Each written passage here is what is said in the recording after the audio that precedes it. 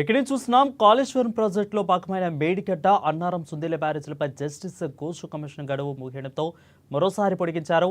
దీంతో నేటి నుంచి విచారణ మళ్లీ ప్రారంభం కానుంది. ఎందుకంటే ముందు విచారణకు హాజరైన వారిలో కొందరిని కమిషన్ మళ్లీ విచారించనుంది.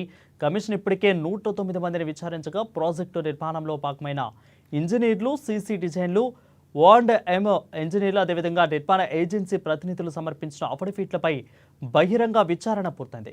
మొత్తం 400 పేజీలతో నివేదికను సిద్ధం చేయగా ఇంజనీర్లు, CDO విశ్రాంత CE నరేందర్ రెడ్డి, అదేవిధంగా కాళేశ్వరం కార్పొరేషన్ MD హరిహరం తదితరులను మరోసారి విచారణకు హాజరు కావాలని నోటీసులను జారీ చేసినట్లుగా తెలుస్తోంది.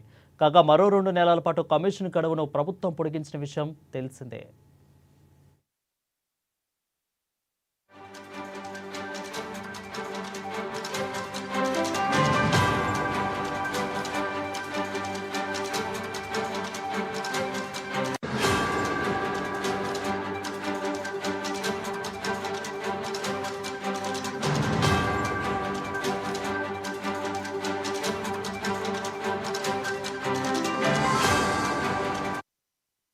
ఇక కాళేశ్వరం ప్రాజెక్టులో భాగమైన మేడిగడ్డ అన్నారం సుందిళ్ల బ్యారేజీలపై జస్టిస్ ఘోష్ కమిషన్ గడువు ముగియడంతో మరోసారి పొడిగించినట్లుగా తెలుస్తోంది.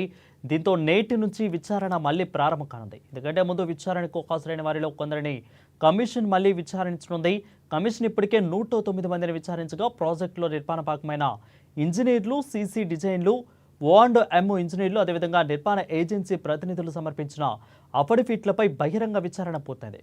మొత్తం దాదాపు 400 పేజీలతో నివేదికను సిద్ధం చేయగా ఇంజనీర్లు, CDO విశ్రాంత CE Narender Reddy, Kaleshwaram corporation MD హరిహరాం తదితరులను మరోసారి విచారణకు హాజరు కావాలని నోటీసులను జారీ చేసింది.